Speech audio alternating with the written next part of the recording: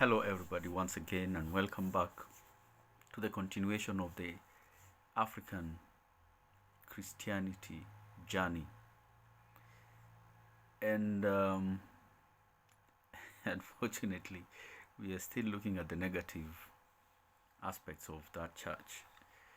I've always believed that the church history has always been scandalous, but that only reflects the weakness of humanity. And a lot of things have been tried by good Christians to try and overcome our human nature. One, there has always been a declaration that a natural man is a sinful man or a sinful human because they still possess the sin of Adam. And like, remember what I said about Adam and Eve and Gikuyu and Mombi. And so sometimes as African theologians, we don't look at this original sin as an African question, though it has been put as a humanity question.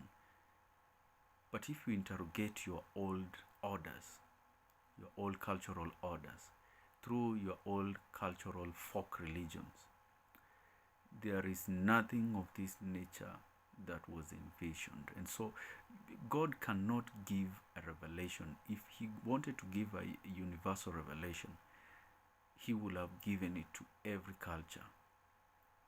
But this was a Jewish revelation. And if it speaks to the Europeans, the Greeks and the Romans, well and good, but it doesn't necessarily speak to Africans. So the idea of universalization of the Old Testament could only happen during the time when the church thought that it was wise to do so, because Christ partly for 29 years or 30 years practiced Judaism, and he said that he has not come to change an iota of any of that. For me, he was addressing the Jews, and for him, having been born and raised in Palestine, he had no choice. Just like anybody who is born in Arabia, they have no choice of being a Christian. So you'll only practice Islam. But he gives us in his mission a way out. And so the universalization of the Old Testament, I'm not condemning it, it's so unfortunate. Even though it is fulfilled in the New Testament, but that's a one-sided view. It's a monolithic idea. The New Testament fulfills a lot of ancient tradition religions questions. It's only that we've been very afraid to interrogate your Kikuyu traditional religion and not affirm or confirm, but realize that what was incomplete is completed in the New Testament. Sorry. And this is what I'll be doing in the next few months. Unfortunately, I'll be going against the tide of the church. But I'll need to do a lot of consultations. But since I am in the academia space, my consultations will be limited within the academia. And so the Copts Christians have shown us that you could do that. They only had the Gospel of Mark, and they interrogated their own traditional religions, and they came up with very many publications that were condemned. Now, let us continue with the condemnation. The condemnation not only happened to Africans but also to other European leaders. I want to make that clear. But unfortunately, these condemnations, like I said, bore no good fruits. The African Christianity in the 5th century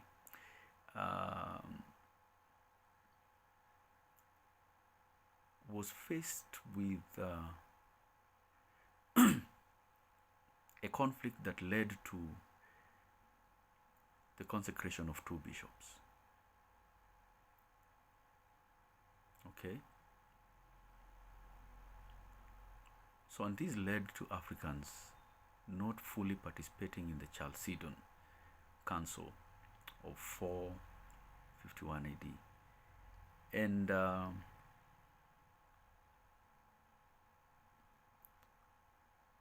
after that,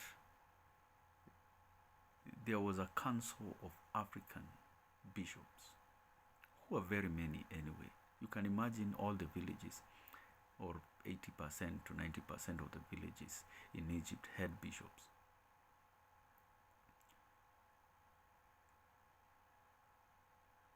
They held their own meeting and they consecrated their first bishop.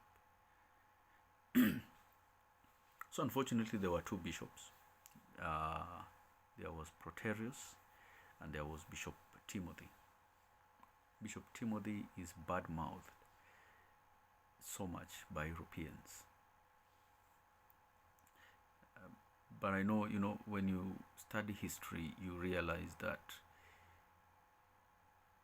there are bad people and good people in both sides of the divide. And they all do bad things to the other side of the divide. And so Bishop Timothy, he was called a wildcat. But in Europe, there have been even worse bishops than Bishop Timothy. So probably him being the first who spoke his mind, it became a very unique thing at that time. And so again, Bishop Proterius was replaced by Bishop John Talaias. So Bishop Talaias was a Copt, but unfortunately he was raised for a purpose of trying to test the waters of the Africans, whether they are going to stop their condemnation or their boycotts and protests. And so the Coptic Christians become the first Protestants and the first reformers against the narrative of the European Christianity. And so they make their decision, and Bishop Talais is again dropped by the Europeans. And so there was a waging war between the Greeks and the Copts. But it was not a war for power. It was a war of trying to break the yokes of colonization, which started with Alexander of Macedonia. It came through the Roman Empire. And again, we shall see how the Greeks will collaborate with the Arabs, the third colonizers of northern Africa, to push the Copts and continue the agenda of marginalizing them to a point of them becoming the minority.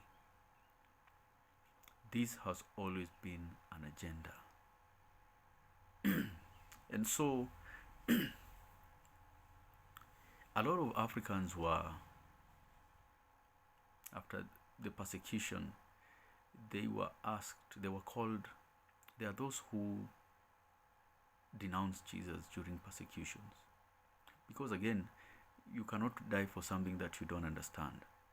So you don't just die because you accept that Jesus is a personal savior. No, there are different people. There are those who are strong in faith, like Mark, who will have said yes. But there are who said indeed yes, and they died. Like Perpetua and Felicitas, among others. But there are those who were not sure whether this is a real deal, and why should I live my life here on earth to go somewhere that I don't understand. I should live my life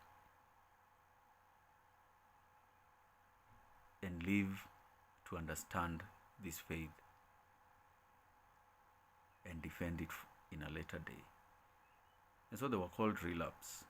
And so for them to be admitted back to church, including most of the African bishops, they had to be recatechized, rebaptized, reordained, and readmitted. And this is one of the era of the church, one of the eras, many eras of the church. Because rebaptizing means something different. It's like you yourself also, you don't understand the faith. You cannot have two Jesus. You cannot have two saviors. The one that you believe in and the one that I believe in. The concept of the savior in a person is their own level of conviction. It can never be universal unless I am a tyrant and I force people to believe what I believe. And this is what has been happening in the world. So this was unfortunate, and it was a self-reproach, self-stigma, self-criticism, self-discrimination, and above all, it was re-crucifying Jesus. And so Africans never attended the Council of Constantinople. Again, this is the second council in Constantinople, the city. In 553 AD. And a lot of things happened. This is where many Africans were condemned, including Origen. And his works were condemned because the man simply realized that he has weaknesses with women. And if this is what we say, it is an original sin, this human nature, which was acquired from Adam, must be a very powerful substance, because it seems not to be going away after baptism and after conviction and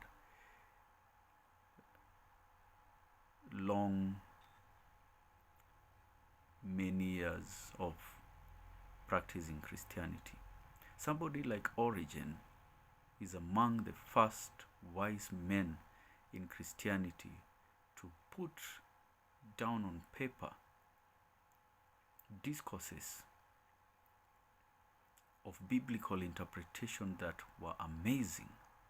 And that shows the conviction and the commitment to faith in this man, among many other men who are condemned. And unfortunately, this is what happened in the absence of Africans. And so, during this time, the Greeks now want to take over Alexandria. Now, the formation of patriarchs is making shape, or archbishops. And so the conversation away from the ears and eyes of Africans is how to establish the main centers of Christianity, which will be Constantinople, Rome, Jerusalem, Antioch, and Alexandria. And so Alexandria was supposed to be given to a European, just as Jerusalem was to be given to a European. And for this matter, where the seat of the empire is among the Greeks is where the representatives are going to hail from. And so this became a tradition of putting Greek bishops and archbishops in these two regions. And we will see the ramifications of these decisions in history. But it is not my place to interrogate the European Christianity. There are people who can do that better. Mine is interrogating the African Christianity and writing an apologetics for it, and of course defend it. I may be racial, one can say. I may be biased, yes, I accept. But I am trying to bring out the African narrative, which has been suppressed for the last 2,000 years of Christianity. And the last, what can I say, almost 3,000 years of democracy. So thank you so much. Be blessed. Remember this Holy Week. Let's keep it real. Let's keep it simple. And let's commit ourselves to prayers that God may continue to bring out the best in us. And though it is a week of bereavement, I am also crying for the history of oppression. And I hope after the Pascha, we shall be singing the song of liberation. Much blessing. Take care. And remember, the reason for the season is not extravagance and showing off of what you have achieved, but rather sharing with the less fortunate so that they may witness the faith in you.